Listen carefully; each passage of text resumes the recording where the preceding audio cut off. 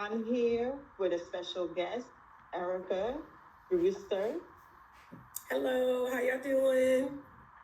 Hi, Erica. Thank you for coming on.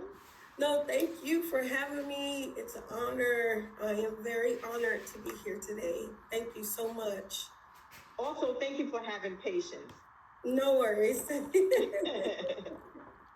So, I want to talk about our self love journey.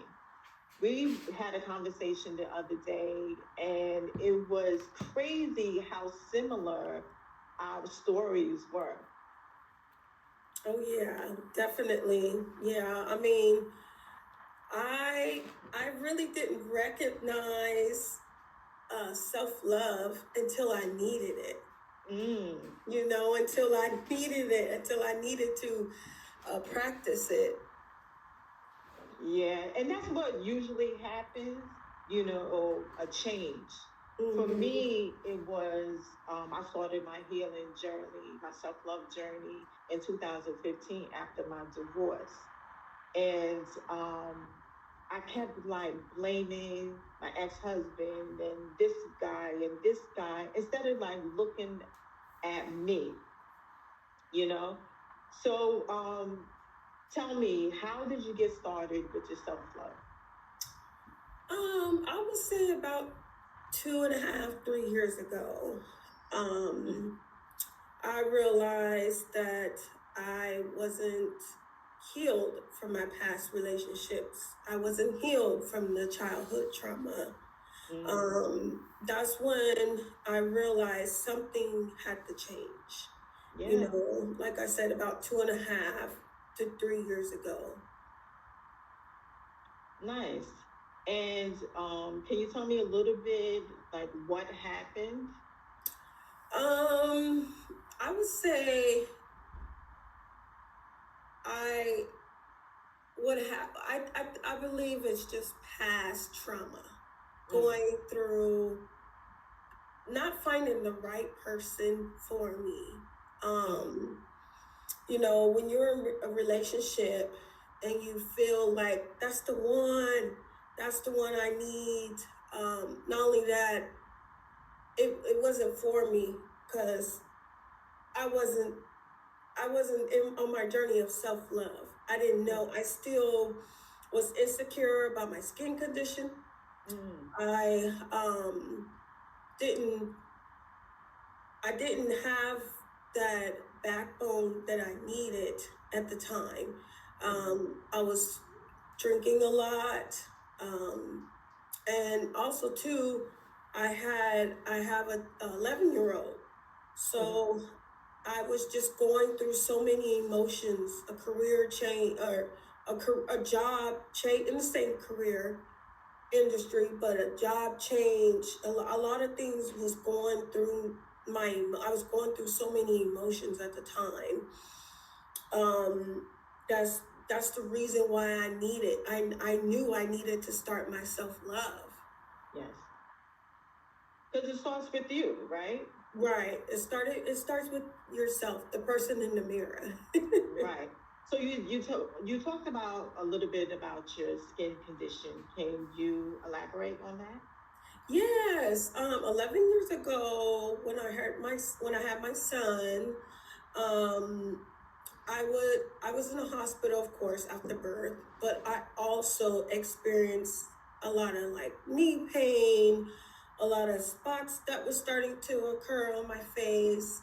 And the doctors started doing, of course, doing their research, doing their testing. They didn't know what it was, and they directed towards lupus.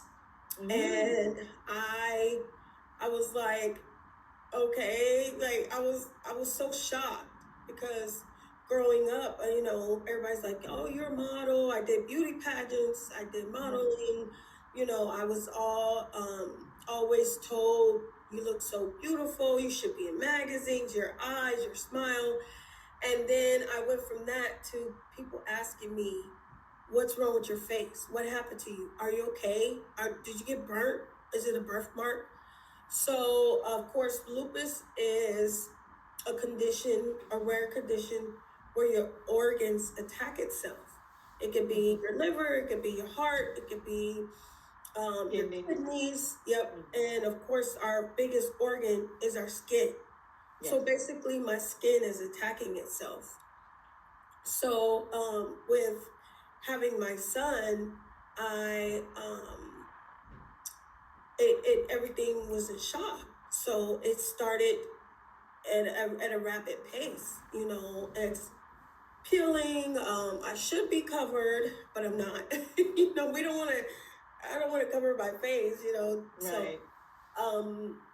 so I use mainly like creams and things like that. So I've talking to a lot of holistic spiritual people, and they told me you need a blood purifier. So I do take turmeric.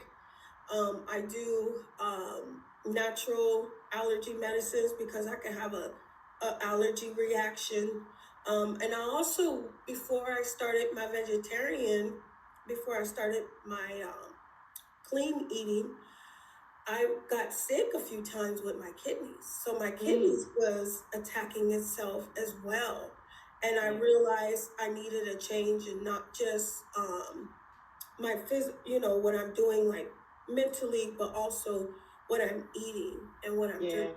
So I started my 2020 is when I started my vegetarian. Now I did go back to fish. I did go back to chicken, but like I said, 2 years ago I stopped eating chicken and fish, mainly plant-based and fruits and vegetables, a lot of water, things like that. That keeps me from, as long as I stay away from the doctors, I'm okay. I know that's right.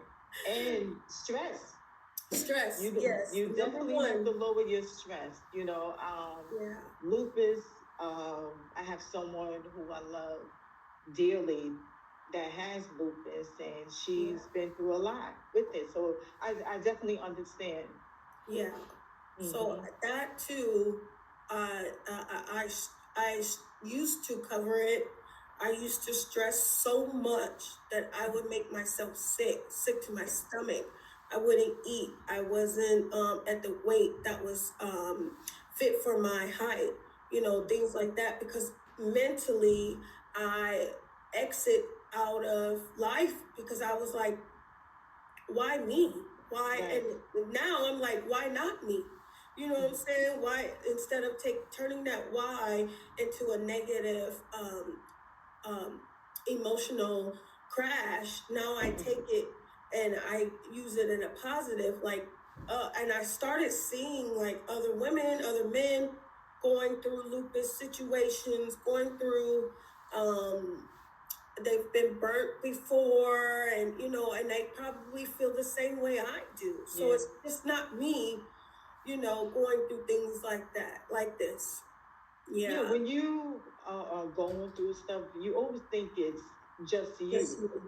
But you're not the only one that's going through it. And, let the record show you are beautiful. Oh, thank you. And so are you.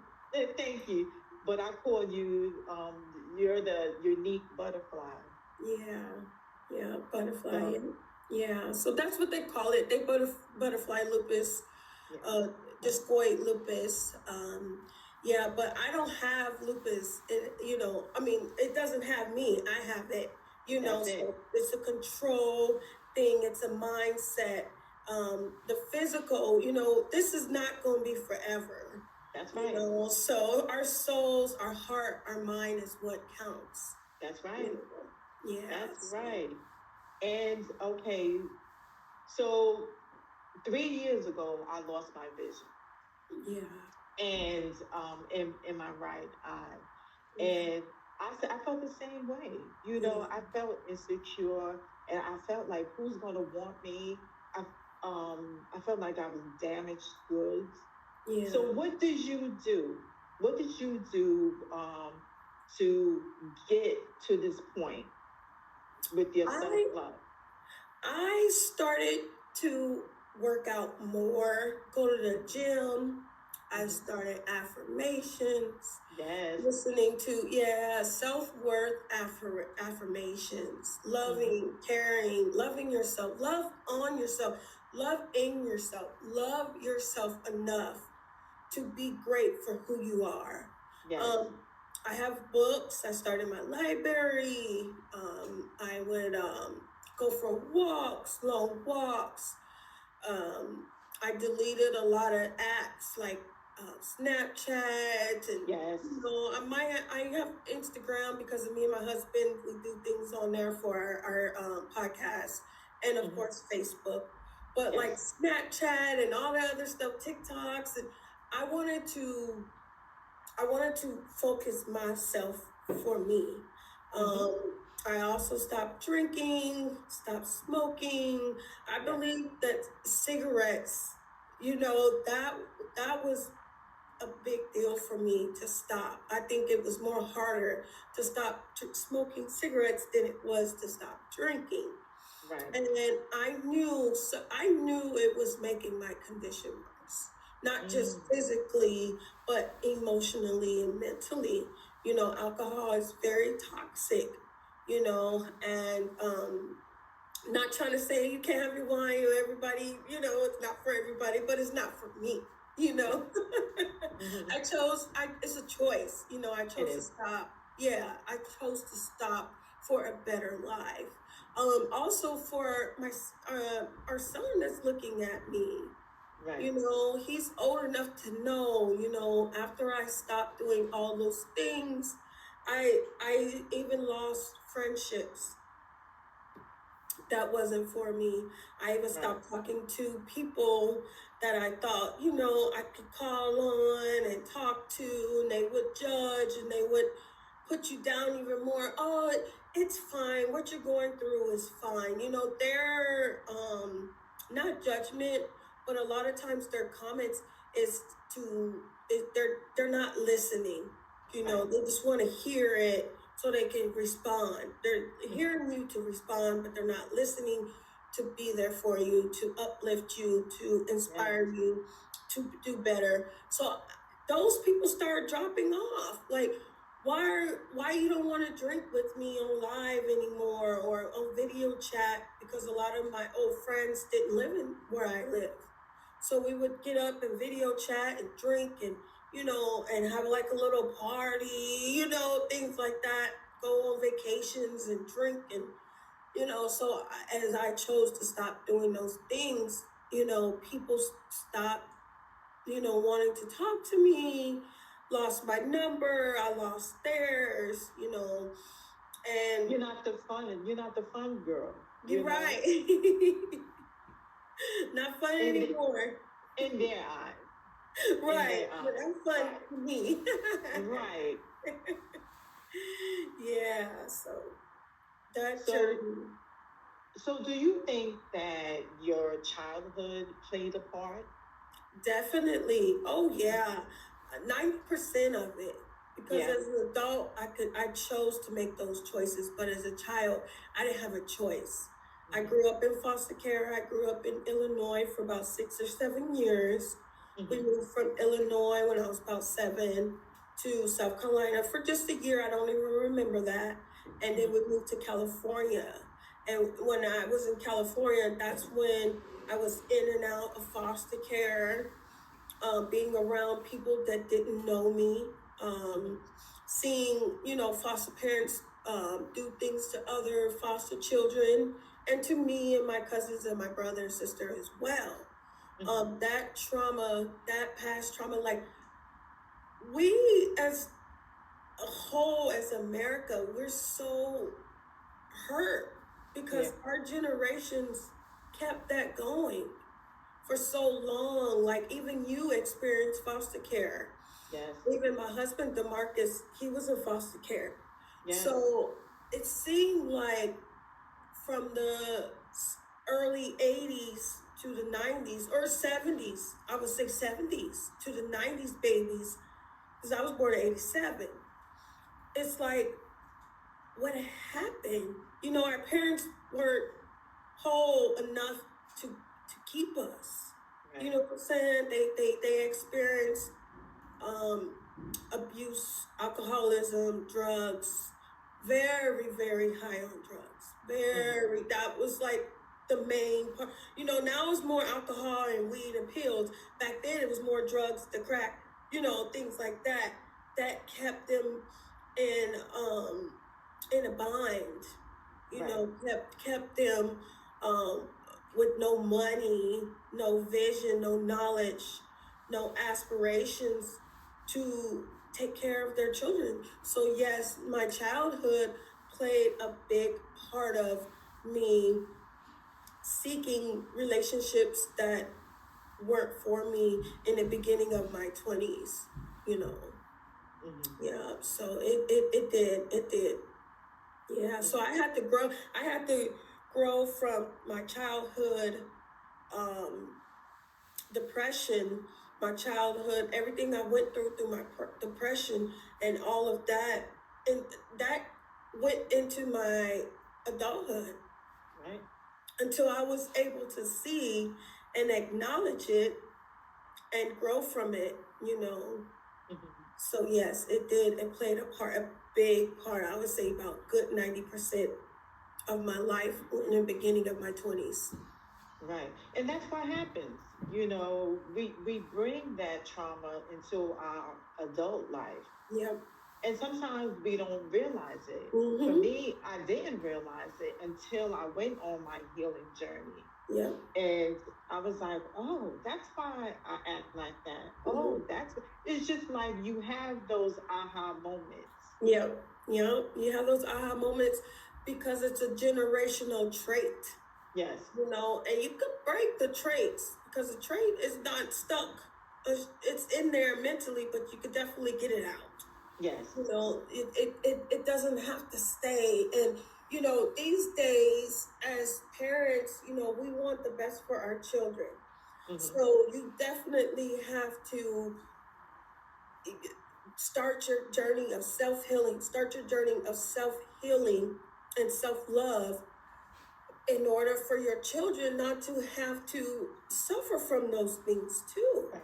We don't want that for them. We want them to see us grow, be doctors, be authors, do your podcast, do what Right. things that matter so we could be so much more for our community, so much more for women out there and the men Yes. for the men, and show everybody like, look, if I could do it, you could do it. You know? Exactly. Yeah. Exactly.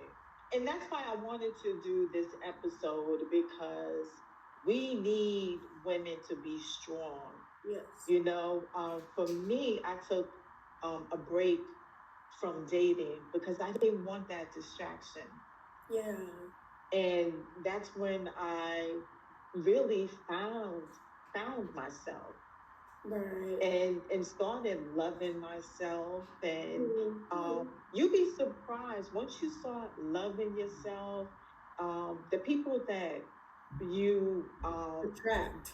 yeah, it's true. Because like how you said, like how you was dating men, and it's the same for me. I was just dating men just to be in a relationship. Yep. you know Yep. You don't realize that until you let it go. you don't. You really don't. Yeah. So, like, speaking, I heard you say earlier that your husband Right. Okay. you are Like, a girl. newlywed. Well, let me just say, congratulations. Thank you. Thank you. Thank you. I appreciate that. Yes. We So met. tell me, um, with your self love and you Yeah. was working on yourself, how Mm-hmm. did you open your heart for love? Like literally January this year. I didn't know because we met in July. Okay. So January 2024 is when I knew I'm not drinking anymore. I'm not partying. I'm not clubbing. I'm reading more books. You know, working out, eating right, all those things of that nature. So this year I didn't even know. Honestly, up until the day I met him, I was still like, when are we gonna get married? This is not fair. Oh my God. I'm Oh, not gonna okay. never meet nobody, blah, blah, blah. I was still talking like that for, even though if something was telling me, Erica, you're gonna meet the right one day. even one of my clients, a week before I met DeMarcus, she sat in my chair. I cut hair. And she sat in my chair and she said, Erica, something told me that you're going to meet your king one day. You know, she said, you say you don't drink and smoke anymore. She said, the right one, the universe, the divine, has something in store for you. I was like, girl, whatever. You know, I didn't even really believe her, honestly. That's funny. So like a whole week later, January 13th, July 13th. I'm sorry, girl. The J's all mixed up. July, June, July. They all sound the same. So July 13th. It's okay. Was when I met him, and we was like, we clicked very well, very well. What is that? Not a soulmate, but you're something affirm. I know it. I wrote it down. It's not just, he's not my soulmate, but he is my, let me see, because I know it's a word out there. I was just talking about it today. But yeah, we met. We both live in Texas. We're both from Illinois. Like I said, he's my twin flame. Twin flame. Yeah. So, I knew that I was ready this year, and it just so happened that we met.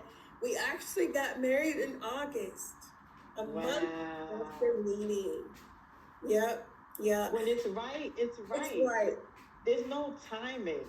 There is no timing. No, when you know, yes. You just don't let it go when it's that right person. You know, don't wait forever. Forever might be forever. That's right. Tomorrow's not promised.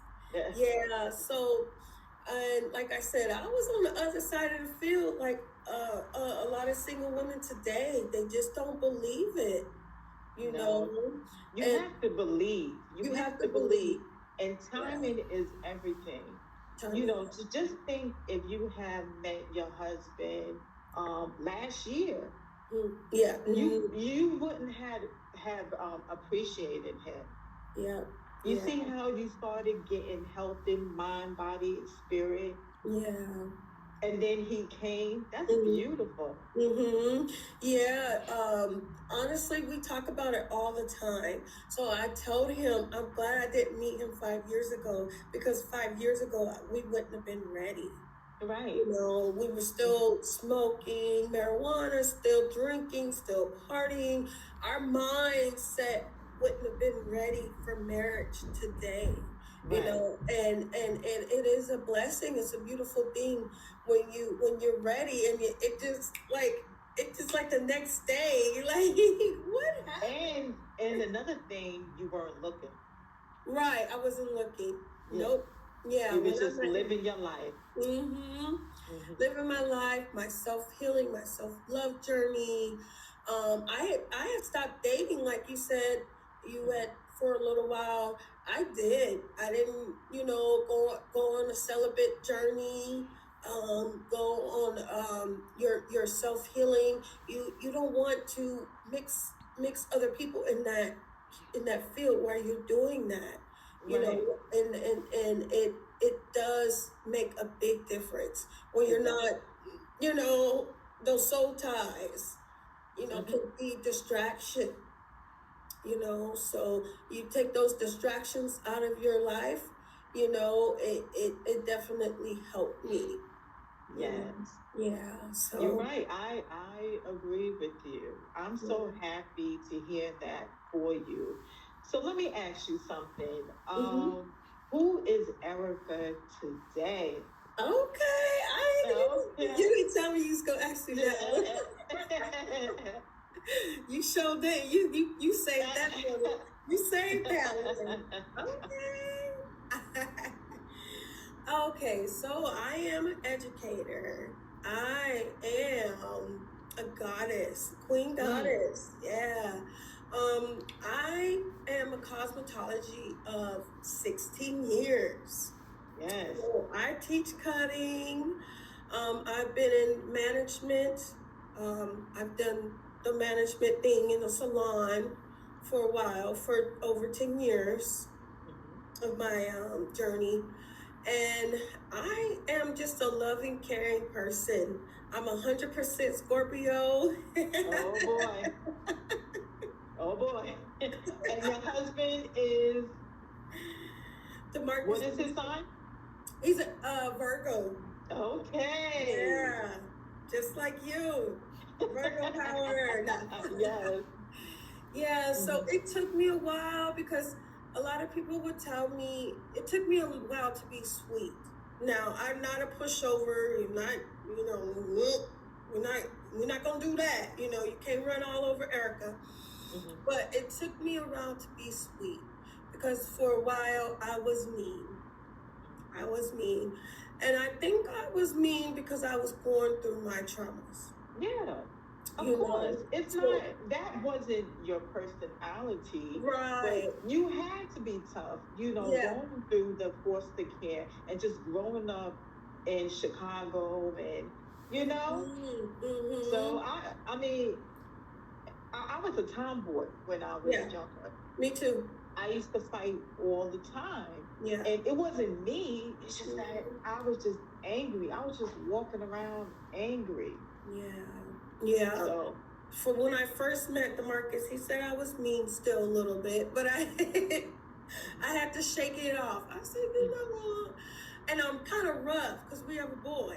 And I don't have a girl just yet. We do want more kids, and a little bit like if I like hard. I'm a little rough, a little bit around the edges, but I'm working on that. But you have your feminine side. Yeah, that's fine. It's coming out slowly but surely. I usually have my nails done, get my feet done. I like my natural hair. I used to do the wigs and the weave and stuff like that. And sometimes, I throw my wig on, blah blah blah. I'm still feminine. I do. I like girl stuff. Hey, your husband loves it, and that's all that matters. Yeah, be stern. But there is a masculine side to women. Where we're stern. Where we get to a point where everything doesn't make us cry anymore.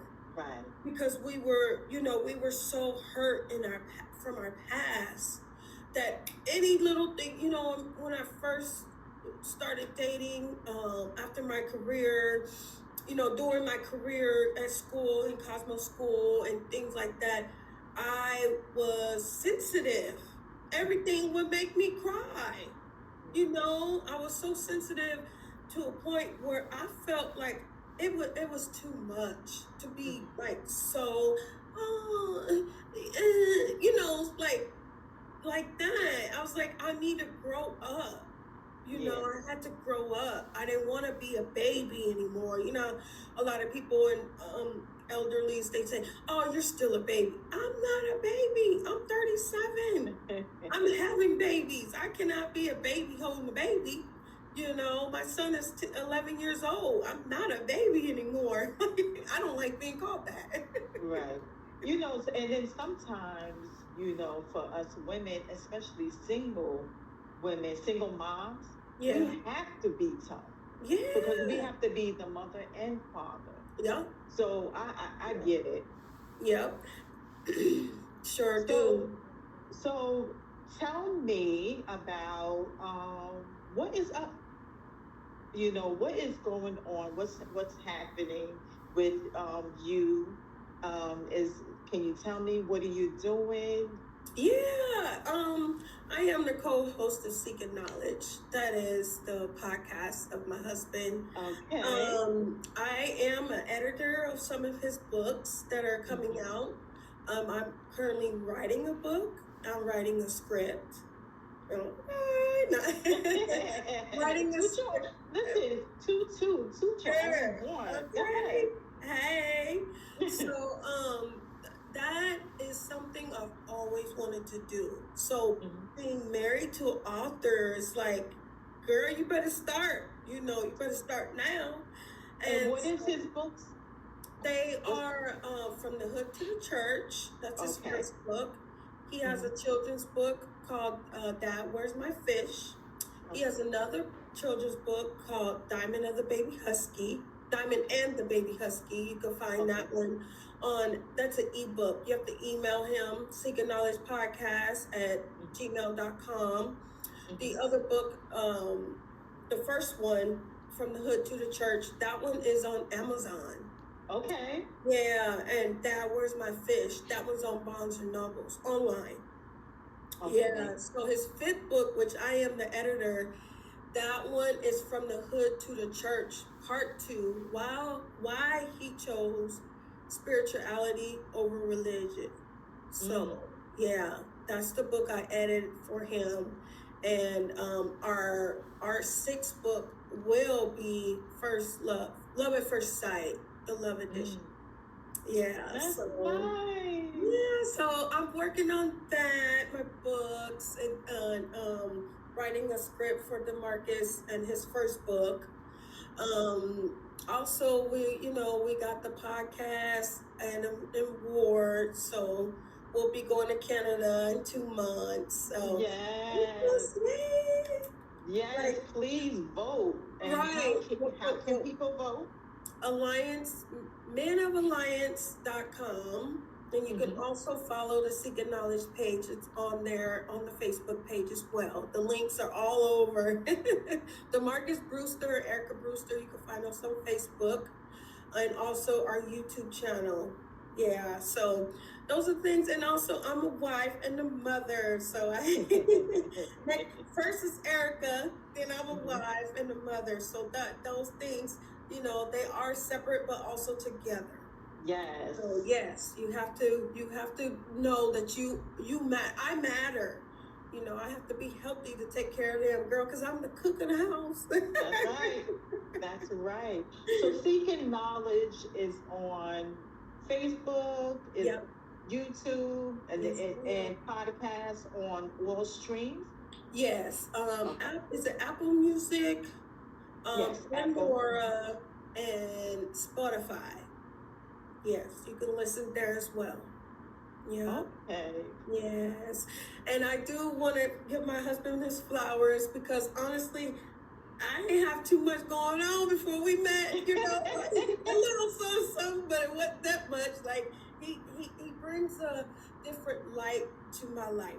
It's like I have a flashlight. Now I have a big old flashlight when it comes to what we're working on together, and also future businesses, trying to, work on those things as well, which is a little quiet because, you got to work on stuff before you let it all out.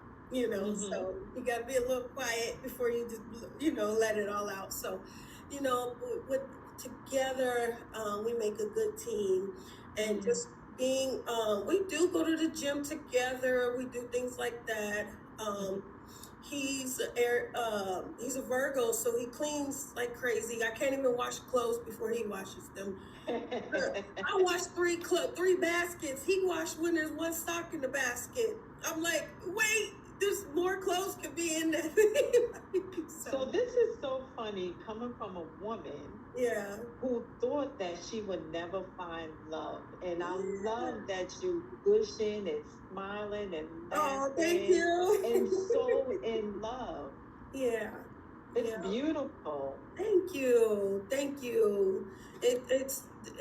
We're all for somebody. Like you said, what was the lid to the top thing you told me? There's a lid to every pot. There's a lid to every pot. Yeah. So Erica, thank you for coming on. I appreciate you and DeMarcus. We appreciate you. We're glad that you're coming to start back your podcast again so we can watch